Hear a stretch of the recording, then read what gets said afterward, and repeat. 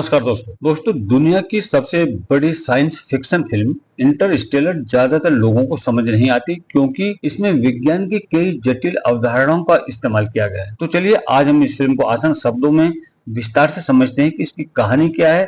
इस फिल्म का मुख्य किरदार कूपर है, जो पहले नासा में पायलट था लेकिन अब वो मक्की की खेती करता है। और वजह यह है कि अब दुनिया को वैज्ञानिकों की नहीं बल्कि किसानों की जरूरत है, क्योंकि उस समय पृथ्वी की हालत बहुत खराब थी। अब लोग खाने के लिए तरस रहे हैं और धरती पर कई फसलें उगना बंद हो गई। 7 साल पहले गेहूं उगना बंद हो गया था, इसलिए कूपर अब मक्के की खेती करता है। कूपर अपने ससुर बेटे टॉम और बेटी मर्फ के साथ रहता है। मर्फ पढ़ने में बहुत होशियार है। मर्फ के कमरे में एक किताबों की अलमारी है जिसमें रखी किताबें इधर उधर गिरती रहती हैं, मानो कोई उनके जरिए उसको संदेश देना चाहता हो। मर्फ जब अपने पिता को बताती है कि उसके कमरे में एक भूत है, तो उस पर कूपर कहता है कि भूत जैसी कोई चीज नहीं होती।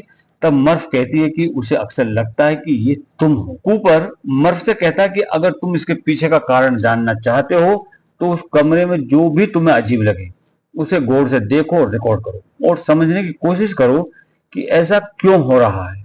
उस समय धरती पर धूल का तूफान आना एक आम बात थी।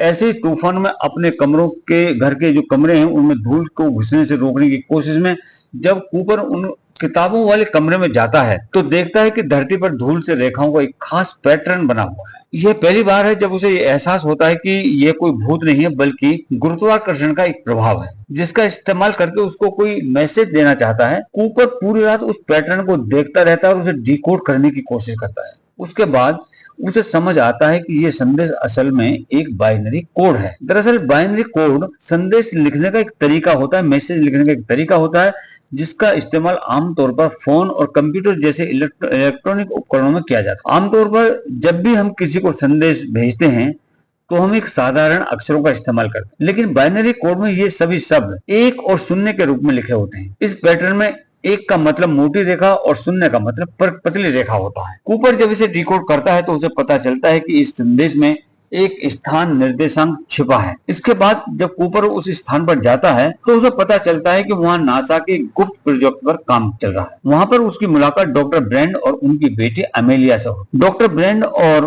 कूपर एक समय नासा के लिए साथ में काम करते थे। वो कूपर को बताते हैं कि अब पृथ्वी इंसानों के रहने के लायक नहीं रही। इसका जो पर्यावरण है वो बिगड़ रहा है, पेड़ पौधे मर रहे हैं, पृथ्वी पर ज्यादातर फसलों ने उगना बंद कर दिया और अगर ऐसा ही चलता रहा तो पूरी की पूरी पृथ्वी बंजर हो जाएगी, इस पर कुछ भी नहीं उगेगा।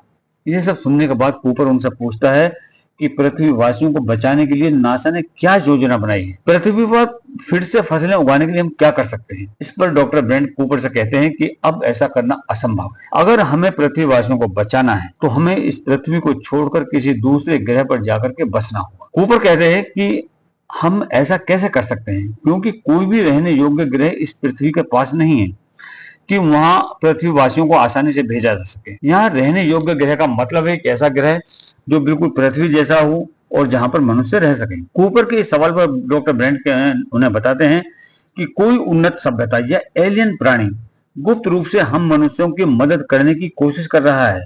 इस उन्नत सभ्यता ने 48 साल पहले शनि के पास एक वार्म होल बनाया था। इसका इस्तेमाल करके हम बहुत ही कम समय में किसी दूसरी आकाश गंगा में जाकर पृथ्वी जैसा ग्रह खोज सकते हैं और वहां हम मनुष्यों को बसाकर मानव जाति का अस्तित्व बनाए रख सकते हैं। यह सभ्यता या एलियन प्राणी कौन है और ये मनुष्यों की मदद क्यों कर रहे हैं, इसके बारे में हम आपको इस वीडियो के अंत में बताएंगे। सबसे पहले हम आपको बताते हैं वर्म होल के बारे में कि वर्म होल क्या चीज। दोस्तों, हम एक आकाश गंगा में रहते हैं जिसमें अरबों तारे हैं और ग्रह हैं और ऐसी अनगिनत आकाश गंगाएं हमारे ब्रह्मांड में मौजूद हैं। लेकिन समस्या ये है कि ये आकाश गंगाएं एक दूसरे से इतनी दूर हैं कि हमें वहां पहुंचने में लाखों साल लग जाएंगे और यहीं से आइंस्टीन के वर्म होल की अवधारणा आती है। मूलतः वर्म होल के माध्यम से हम ब्रह्मांड में एक स्थान से दूसरे स्थान पर बहुत कम समय में जा सकते हैं। इसे एक उदाहरण से समझने की कोशिश करें। कागज के इस टुकड़े को देखिए, ये बिंदु ए है और यह बिंदु बी है। अब अगर आप बिंदु ए से बिंदु तक जाना चाहते हैं तो एक आसान रास्ता है, आप ए से बी तक सीधे लाइन में जाएं और अगर आप कागज के टुकड़े को इस तरह से घुमाएं तो ये एक शॉर्टकट बन जाता है जिससे आप ए से बी तक जल्दी पहुंच सकते हैं और यही वर्म होल है। तो चलिए फिर वापस फिल्म पर आते हैं। डॉक्टर ब्रेंड कूपर को यह भी बताया जाता है कि अंतरिक्ष में एंड्रोइड्स नामक एक अंतरिक्ष यान है जिसमें इतना ईंधन है कि वो वार्म होल के माध्यम से दूसरी आकाश गंगा तक जा सकता है। इसके साथ ही वो कूपर को बताते हैं कि इस वार्म होल में पहले ही 13 अंतरिक्ष यात्री प्रवेश कर चुके हैं। उनका मिशन वार्म होल से आगे जाकर मनुष्यों के लिए उपयुक्त ग्रह खोजना है। उनके साथ एक प्रकाश स्तंभ भी भेजा गया है। जैसे ही उन्हें कोई रहने योग्य ग्रह मिलेगा, वो उस बीकन को चालू कर देंगे और यह नासा को संकेत देगा उन्हें कि एक रहने योग्य ग्रह मिल गया है। यहाँ ध्यान देने वाली बात यह है कि नासा वार्म होल के पार उन अंतरिक्ष यात्रियों से सीधे संपर्क नहीं कर सकता, इसलिए केवल एक बीकन ही है जो कि बता सकता है कि कौन सा ग्रह रहने के योग्य है और कौन सा नहीं। इसके बाद वो डॉक्टर कूपर को बताते हैं कि नासा को कई सालों से 3 बीकन से संदेश मिले। इसका मतलब है कि वार्म होल के पार 3 ऐसे ग्रह हैं जो बिल्कुल पृथ्वी की तरह से हैं। अब वो डॉक्टर कूपर को एंडोरेंस मिशन का उद्देश्य बताते हैं। इस मिशन में एक अंतरिक्ष यात्री टीम वार्म होल के पार जाएगा और फिर तीनों ग्रहों पर जाकर जांच करेगा कि तीनों के अंदर मनुष्य के लिए कौन सा ग्रह सबसे अच्छा है, जहां हवा और पानी समान मात्रा में मौजूद है। अब डॉक्टर ब्रेंट कहते हैं कि अगर उन्हें कोई रहने योग्य ग्रह मिल जाता है तो मानवता को बचाने के उनके पास में 2 योजनाएं हैं। पहली योजना यह है कि ब्रेंट कई सालों से एक एडवांस कैलकुलेशन पर काम कर रहे हैं। अगर ये कैलकुलेशन हल हो जाती है तो वो पृथ्वी के सभी लोगों को एक विशाल अंतरिक्ष यान में उस नए ग्रह पर ले जाएंगे जिससे सभी पृथ्वीवासी बच जाएंगे। दरअसल जिस जगह की वो बात कर रहे हैं वो कोई शोध प्रयोगशाला नहीं बल्कि वही अंतरिक्ष यान है, लेकिन ये यान इतना भारी है कि इसे अभी तक उड़ा पाना संभव नहीं। पृथ्वी का जो गुरुत्वाकर्षण है वो इसकी अनुमति नहीं देता, लेकिन अगर ये कैलकुलेशन हल हो जाती है तो वो अंतरिक्ष यान को गुरुत्वाकर्षण विरोधी दिशा में उड़ा पाएंगे। डॉक्टर ब्रेंट कूपर से कहते हैं कि उन्हें पूरा विश्वास है कि जब तक अंतरिक्ष यात्री उस ग्रह की खोज करते रहेंगे वो उस कैलकुलेशन को हल कर पाएंगे। शायद अगर किसी कारणवश डॉक्टर ब्रेंट अपने समीकरण को, अपने कैलकुलेशन को हल नहीं कर पाते हैं तो उनके पास प्लान बी है। वह अंतरिक्ष यात्रियों के साथ कई निश्चित मानव भ्रूण भेजेंगे। मतलब वो अंतरिक्ष यात्रियों के साथ में कई फ्रिज्ड इंसानों के भ्रूण भेजेंगे। इन भ्रूणों में दुनिया के अलग अलग हिस्सों में रहने वाले जो लोग हैं उनका डीएनए होगा। अगर अंतरिक्ष यात्री किसी रहने योग्य ग्रह को खोज लेते हैं तो इन फ्रिज्ड भ्रूणों की मदद से वो उस ग्रह पर फिर से सभी प्रकार की मानव प्रजातियों का प्रजनन कर पाएंगे और इससे मानव जाति का अस्तित्व कभी समाप्त नहीं होगा। यहाँ बड़ी बात यह है कि जो प्रक्रिया माँ के गर्भ में होती है ये लोग उसे बाहरी तौर पर करना चाहते। अब कूपर नासा का एक बेहतरीन पायलट हुआ करता था, इसलिए वो डॉक्टर ब्रेंट कूपर से इस मिशन में शामिल होने का अनुरोध करते हैं। मानव जाति को बचाने के लिए कूपर मान जाता है, लेकिन इससे उसकी बेटी मर्फ उससे नाराज हो जाती क्योंकि वो जानती थी कि इस मिशन में बहुत जोखिम है। जरूरी नहीं कि कूपर इस मिशन के बाद वापस लौट आए। इस पर कूपर मर्फ को समझाता है कि उसका इस मिशन पर जाना बहुत जरूरी है, ये पूरी दुनिया की भलाई के लिए है, फायदे के लिए है। इसके बाद मर्फ पूरी रात किताबों की अलमारी के पास जो रेखाएं बनी थी उनको देखती रहती है कि कहीं उसमें कोई संदेश तो नहीं छिपा था। सुबह कूपर के मिशन पर जाने से पहले वो अपनी बेटी से मिलने जाता है तो मर्फ उसे बताती है कि उसने इस संदेश को डिकोड कर लिया है, इस मैसेज को डिकोड कर लिया है और उस संदेश का मतलब था कि रुको, यानी मत जाओ। मर्फ अपने पिता को रोकने की बहुत कोशिश करती है लेकिन कूपर वहां से चला जाता है। इसके बाद कूपर एक रॉकेट में बैठकर अंतरिक्ष में जाता है। डॉक्टर ब्रेंट की बेटी अमेलिया भी उसके साथ जाती है। इन दोनों के बाद इस मिशन में 2 और लोग थे, डॉयल और रोमिली, साथ ही 2 बहुत ही एडवांस रोबोट सितारे और के भी जाते हैं। अंतरिक्ष में जाने के बाद वो अपने अंतरिक्ष यान को एंड्रोन्स अंतरिक्ष यान से जोड़ते हैं और फिर वो शनि ग्रह के लिए रवाना होते हैं। क्योंकि वार्म होल जो था वो शनि के पास ही था, अब वो वार्म होल से होते हुए गांगी टूर नामक एक ब्लैक होल के पास पहुंचते हैं। इस ब्लैक होल के चारों ओर वो 3 ग्रहों की परिक्रमा कर रहे हैं जहां से नासा को बीकन सिग्नल मिल रहे हैं। अब सबसे पहले वो मिलर के ग्रह पर जाने का फैसला करते हैं। एक अंतरिक्ष यात्री मिलर यहाँ आया था और उसे अपने बीकन के सिग्नल मिल रहे थे। यह ग्रह उस ब्लैक होल के बहुत करीब था। यहाँ समय का फैलाव की अवधारणा का उपयोग किया गया है। दरअसल ब्लैक होल के पास समय जो है वो पृथ्वी की तुलना में धीमी गति से बीतता है। यानी अगर एक ग्रह ब्लैक होल के पास है और दूसरा उससे बहुत दूर, तो ब्लैक होल के पास वाले ग्रह पर समय जो है वो दूसरे ग्रह की तुलना में धीमी गति से बीतेगा। यानी अगर ब्लैक होल के पास वाला ग्रह 1 घंटा भी गुजार लेता है तो हो सकता है कि दूसरे ग्रह पर कई साल बीत जाएंगे तब तक। अब फिर से फिल्म की बात करते हैं। चूंकि मिलर का ग्रह ब्लैक होल के बहुत पास था, इसलिए जब कोई ग्रह 1 घंटा भी गुजार लेता है तो पृथ्वी पर 7 साल बीत जाते हैं। इसलिए कूपर उस ग्रह से सिर्फ 1 घंटे में वापस आना चाहता है ताकि पृथ्वी पर वापस आकर वो अपने बच्चों से मिल सके, उनको सुरक्षित देख सके, क्योंकि कूपर द्वारा उस ग्रह पर बिताया गया हर घंटा उसके बच्चों के लिए 7 साल के बराबर होगा। वो तय करते हैं कि कूपर डॉक्टर ब्रेंड की बेटी अमेलिया और डायल एक लैंडर के जरिए मिलर के ग्रह पर उतरेंगे और रोमिली एंड्रोन्स अंतरिक्ष यान में ही रहेगी। जब वो उस ग्रह पर उतरते हैं तो उन्हें पता चलता है कि यहाँ सिर्फ पानी है, जीवन का कोई नामो निशान नहीं। ऐसे ग्रह पर इंसानों का रहना नामुमकिन है। उसके बाद उन्हें नासा द्वारा उनसे पहले भेजे गए अंतरिक्ष यात्री के अंतरिक्ष यान की झलक देखने को मिलती है और वहां उन्हें पता चलता है कि कुछ ही घंटे की यात्रा बाकी है। बीकन से सिग्नल तो निकला, लेकिन टाइम डायलेशन की वजह से नासा को वो सिग्नल कई सालों के बाद मिला। वो इसकी खोज कर रहे थे, इसी बीच वो एक बड़ी ज्वारीय लहर का शिकार हो जाता है। इस घटना में उनका साथी डायल की मृत्यु हो जाती है और उनका अंतरिक्ष यान जो है वो पानी से भर जाता है। इसलिए उन्हें वहां 1 घंटे के बजाय 3 घंटे रुकना पड़ता है। मतलब वो 21 साल हो गए जमीन के पास। इसके बाद जब कूपर और अमेलिया एंड्रोन्स लौटते हैं तो देखते हैं कि उनका साथी रोमिली अब बूढ़ा हो चुका है। उसे 23 साल हो चुके हैं। वो कहता है कि उसे लगा था कि तुम ग्रह पर मर गए हो और इन 23 सालों में तुम्हारे परिवार से कई सारे संदेश आए, मैसेज आए। जब कूपर अपने बच्चों द्वारा भेजे गई वीडियो मैसेज देखता है तो उसे पता चलता है कि उसके बच्चे भी अब बड़े हो गए हैं। उसका सबसे बड़ा बेटा टॉम शादीशुदा है और उसके भी बच्चे हैं और उसकी बेटी मर्फ की उम्र कूपर के बराबर हो गई है। इन 23 सालों में मर्व एक साइंटिस्ट बन चुकी थी और डॉक्टर ब्रेंड के साथ इस प्रोजेक्ट पर वो काम कर रही थी। फिल्म में ये दृश्य काफी भावुक दिखाया गया है। मर्व जो है वो कूपर से नाराज है क्योंकि वो अभी तक वापस नहीं लौटा। अब क्योंकि कूपर 23 साल बाद एंड्रोन्स अंतरिक्ष यान में आया था और इतने सालों से अंतरिक्ष यान का ईंधन इस्तेमाल कर रहा था, इसलिए अब एंड्योरेंस में लिमिटेड फ्यूल बचा था, जिससे वो बचे हुए 2 ग्रहों में से किसी एक पर ही जा सकते थे।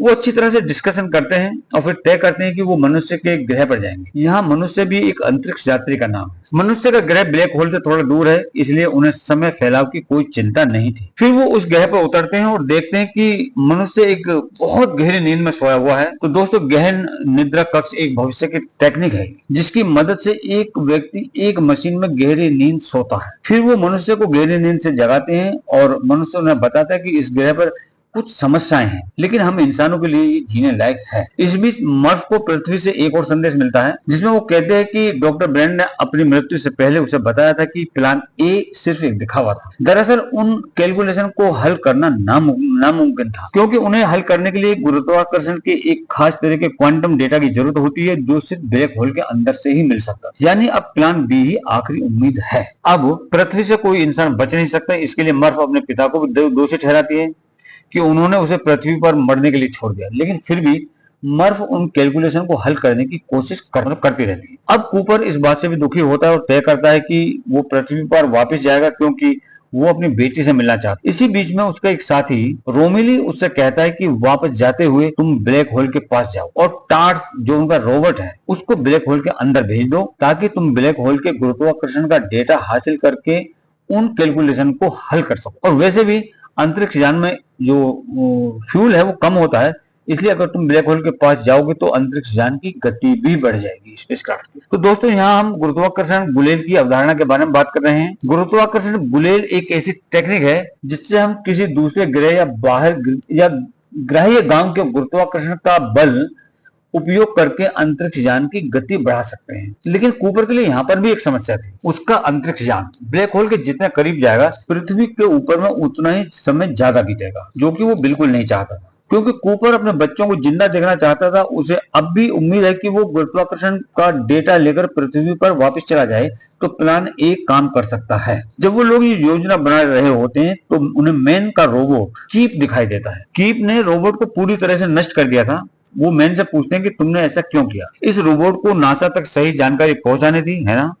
इस पर मैन कहता है कि इस रोबोट में कुछ टेक्निकल इश्यूज आ गए थे जिसकी वजह से ये गलत डाटा भेज रहा था, इसलिए हमने इसको नष्ट कर दिया। वो सभी मैन की बात पर यकीन कर लेते हैं और फिर वो उस ग्रह की जांच करते हैं। इधर उधर कुछ खोजबीन करने के बाद उन्हें पता चलता है कि मैन ने नासा को गलत डाटा भेजा था। यह ग्रह इंसानों को रहने के लिए बिल्कुल भी सही नहीं है। मैन ने उन्हें धोखा दिया ताकि वे बीकन के सिग्नलों को ट्रैक करके मैन तक पहुंच सकें और उसे इस ग्रह से बचा सकें। इसलिए उसने अपना रोबोट भी बंद कर दिया जो सही जानकारी भेज रहा था। अब मैन और कूपर के बीच लड़ाई होती है। मैन कूपर को मारने की कोशिश करता है। इस सब में कूपर का साथी रोमिली मारा जाता है। इस बीच मैन अपना लैंडर लेकर के अंतरिक्ष यान एंडोरेंस की तरफ चल पड़ता है, क्योंकि अगर उसे लंबी दूरी तय करनी है तो वो किसी बड़े अंतरिक्ष यान से ही हो सकता है। इसके बाद कूपर और अमीलिया जो उस ग्रह पर बच गए थे वो भी अपना लैंडर लेकर एंडोरेंस की ओर चल पड़ते हैं। मैन पहले एंडोरेंस तक पहुंचने और डॉक करने की कोशिश करता है, लेकिन वो ऐसा नहीं कर पाता और उसका लैंडर ब्लास्ट कर जाता है, जिससे कि मैन की मौत हो जाती है और एंडोरेंस भी अंतरिक्ष यान को काफी नुकसान पहुंचाता है और वो रास्ता भटक जाता है।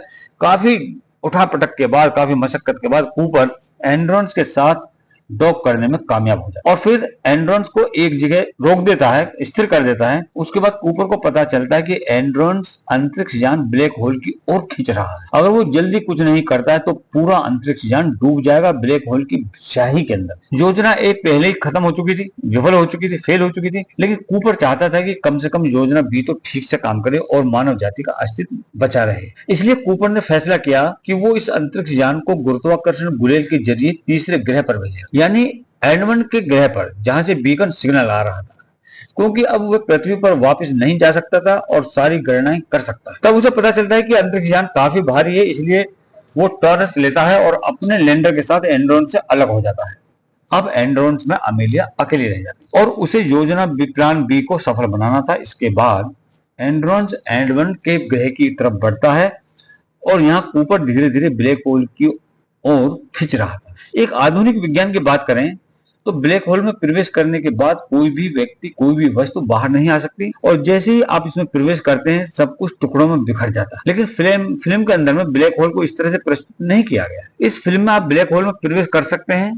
अब कूपर सबसे पहले अपने रोबोट टार्स को ब्लैक होल के अंदर भेजता है ताकि वो अंदर जाकर जरूरी जो डेटा है उसको इकट्ठा कर सके। जैसे टार्स ब्लैक होल के अंदर जाता है कूपर को उसका सिग्नल मिलना बंद हो जाता है। इसके बाद कूपर भी ब्लैक होल के अंदर चला जाता है। उसे लगता है कि अब उसकी मौत निश्चित है, लेकिन मरने के बजाय वो एक टेसरेक्ट के पास पहुंच जाता है। टेसरेक्ट एक ऐसी जगह है जहां समय भी एक भौतिक राशि की तरह वहां मौजूद है, यानी वहां वह समय के आगे भी देख सकता है और पीछे भी देख सकता है।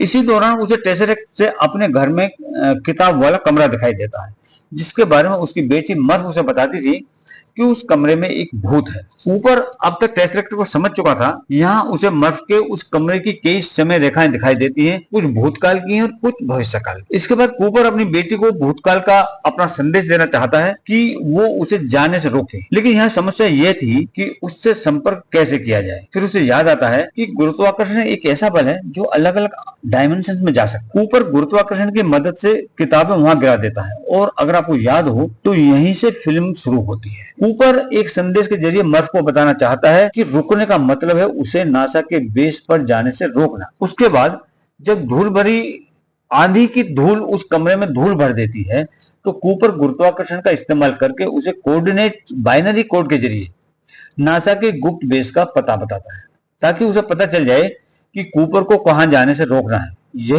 ये वही संदेश है जिसे कूपर ने शुरुआत में डिकोड किया था। यानी मर्फ जिसे बचपन में भूत समझती थी वो कोई और नहीं बल्कि भविष्य का कूपर ही था। उसके बाद वो टार्स कूपर को बताता है कि उसे ब्लैक होल के जरूरी गुरुत्वाकर्षण का डेटा मिल गया है, जिससे डॉक्टर ब्रेंट के अधूरे समीकरण हल हो सकते हैं। इससे प्लान ए के जरिए पृथ्वी पर सभी लोगों को बचाया जा सकता है। टार्स वह डाटा कूपर को भेजता है, लेकिन समस्या यह थी कि वो डाटा उसकी बेटी मर्फ तक कैसे पहुंचाए। इसके लिए कूपर भविष्य की समय रेखा में जाता है जहां मर्फ बड़ी हुई है और नासा के वैज्ञानिक हैं। मर्फ के हाथ में उसके पिता के द्वारा दी गई घड़ी है। कूपर उस घड़ी की सुई के जरिए बाइनरी कोड में वो डेटा मर्फ को भेजता है। जब मर्फ अपनी घड़ी देखती है तो उसे घड़ी में कुछ अजीब सा दिखता है। मर्फ समझ जाती है कि ये डेटा उसके पिता उसको भेज रहे हैं। इसके बाद मर्फ डॉक्टर ब्रांड के उन कैलकुलेशन को हल करती है। उसके बाद गुरुत्वाकर्षण का उपयोग करके वैज्ञानिक पृथ्वी के मनुष्यों को अंतरिक्ष में एक बड़े अंतरिक्ष स्टेशन पर शिफ्ट कर दिया जाता है और प्लान ए के तहत सभी इंसानों को बचा लिया जाता है। दूसरी ओर जैसे ही कूपर अपनी बेटी को क्वांटम डेटा भेजता है वह टेसरेक्ट अपने आप वहां से गायब हो जाता है। अब चूंकि टेसरेक्ट ब्लैक होल के केंद्र में था, इसलिए वहां समय का प्रभाव और भी धीमा हो गया था। इसका मतलब है कि कूपर द्वारा वहां बिताया गया एकमात्र मिनट उसकी बेटी के जीवन पृथ्वी पर जीवन के 50 से ज्यादा वर्षों के बराबर था। इसके बाद कुछ अंतरिक्ष यात्री कूपर को ढूंढ लेते हैं, लेकिन जब उसकी आंखें खुलती हैं तो खुद को एक विशाल अंतरिक्ष स्टेशन में पाता है। वो देखता है कि इंसान इतने एडवांस हो गए हैं कि उन्होंने अंतरिक्ष स्टेशन में गुरुत्वाकर्षण पैदा कर लिया है, जिसकी वजह से बहुत से लोग वहां बिना किसी परेशानी के रह रहे हैं। उस अंतरिक्ष स्टेशन का नाम कूपर स्टेशन है। जब अब इंसान ऐसे कई अंतरिक्ष स्टेशन बनाते हैं और अंतरिक्ष में रहते हैं। पहले तो कूपर को लगता है कि इस अंतरिक्ष स्टेशन का नाम उसके नाम पर है, लेकिन असल में उस स्टेशन का नाम उसकी बेटी मर्फी कूपर के नाम पर रखा गया है, क्योंकि मर्फी ने उन कैलकुलेशन को हल करके मानवता को बचाया था। अब जब वो अपनी बेटी से मिलने जाता है तो उसे पता चलता है कि उसकी बेटी बहुत बूढ़ी हो गई है। पृथ्वी के समय के अनुसार कूपर भी अब 125 साल का था, लेकिन असल में उसकी उम्र में बस कुछ ही साल का अंतर आया। उसकी बेटी उसको बताती है कि इस दुनिया में कूपर के लिए कुछ भी नहीं बचा, क्योंकि उसका परिवार अब वहां नहीं रहता। इसके बाद कूपर तीसरे ग्रह के लिए रवाना होता है, वह ग्रह जहां उसने एंड्रोन्स के जरिए डॉक्टर की बेटी अमेलिया को भेजा था। अंत में फिल्म में दिखाया जाता है कि अमेलिया बिना किसी परेशानी के उस ग्रह पर उतर जाती है। यह एक रहने योग्य ग्रह जैसा लग रहा था। अब उनकी अगली योजना इसे बढ़ाने की है, वहां इंसानों की संख्या बढ़ाने की है, जैसा कि योजना बनाई गई थी। अब कूपर उससे मिल पाता है या नहीं, ये फिल्म में नहीं दिखाया गया है। फिल्म यहीं पर खत्म होती है। अब बात करते हैं सबसे अहम मुद्दे की, यानी वो कौन थे जो शुरू से ही इंसान को बचाने की कोशिश कर रहे थे। इंसानों को बचाने के लिए उन्होंने धरती के पास एक वार्म होल बनाया, ताकि इंसान आसानी से रहने के लिए एक नया ग्रह उसके द्वारा ढूंढ सके। उन्होंने कूपर को इंसानों को बचाने के लिए मदद करने के लिए एक टेसरेक्ट भी बनाया। दरअसल वो उन्नत सभ्यता और भविष्य के लोग थे। वो इतने उन्नत हो गए हैं कि उन्होंने ब्रह्मांड के नियमों में महारत हासिल कर ली है। वो वर्तमान, भूत और भविष्य को नियंत्रित कर सकते हैं। कूपर को यह बात ब्लैक होल के अंदर जाने पर पता चलती है, यानी भविष्य के इंसानों ने अपने अतीत में अपना अस्तित्व बचाने के लिए यह सब किया। लेकिन यहां पर एक विरोधाभास है। अगर इंसानों का अतीत सुरक्षित नहीं था तो भविष्य के इंसानों का अस्तित्व कैसे संभव था? ये फिल्म में कहीं नहीं बताया गया है। आप इस बारे में क्या सोचते हैं, हमें कमेंट करके जरूर बताएं। अगर आपको ये वीडियो पसंद आया है तो लाइक करें और चैनल को सब्सक्राइब करें। जय हिंद, जय भारत, जय श्री राम।